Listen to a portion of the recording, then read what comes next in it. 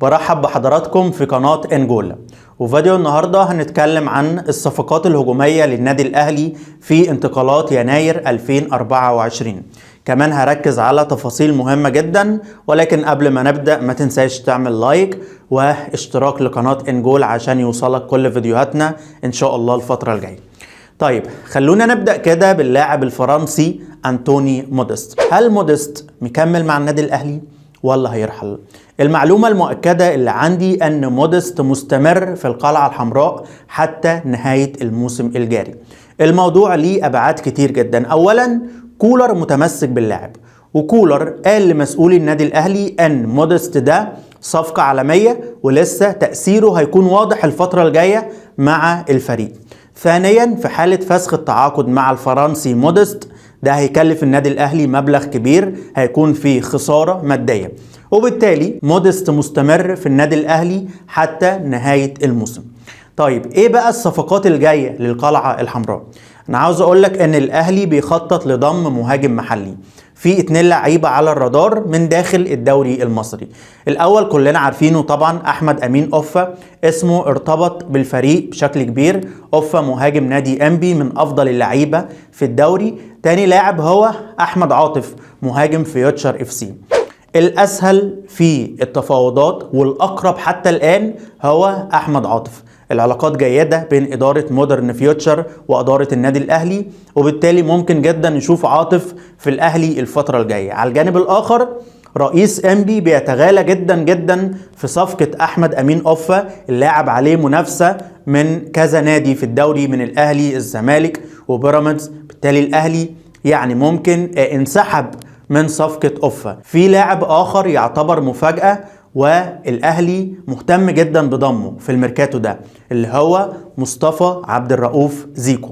زيكو عنده 26 سنة، بيلعب لفريق زد، مركزه مهاجم جناح بلاي ميكر، واحيانا بيأدي في مركز لاعب وسط رقم 8 فروم بوكس تو بوكس.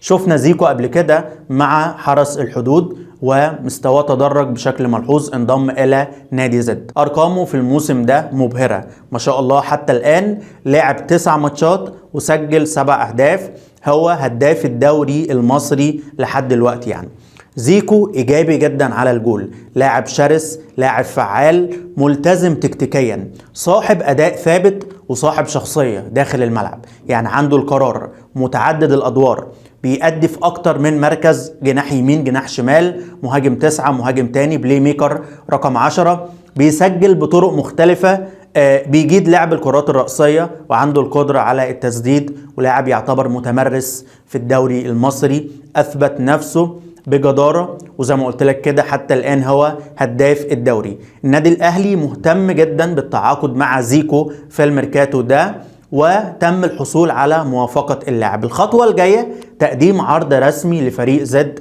من أجل ضم زيكو بشكل نهائي. المعلومة اللي عندي إن زيكو ده لاعب أهلاوي منتمي بنسبة 100%، بيعشق الكيان. يعني هو بيتمنى إنه ينتقل إلى النادي الأهلي.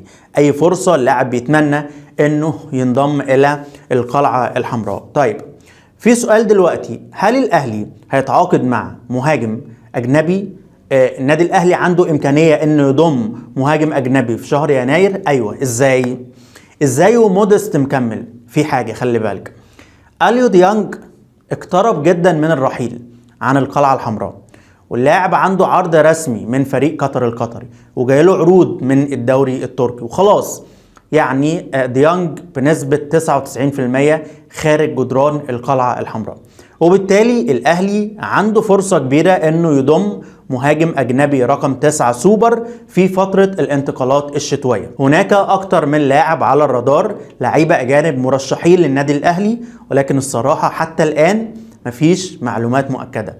لما اتأكد هقول لك كل الاسماء. طيب بخصوص اللاعب الفلسطيني وسام ابو علي، صفقة سوبر، عنده ميزة كبيرة جدا، يعني ماكينة اهداف ما شاء الله، لاعب سفاح قدام الجول، مش بيهزر، بيسجل، عارف طريق الجول، يعني بيستغل الفرص. هو ده البروفايل المطلوب في النادي الاهلي.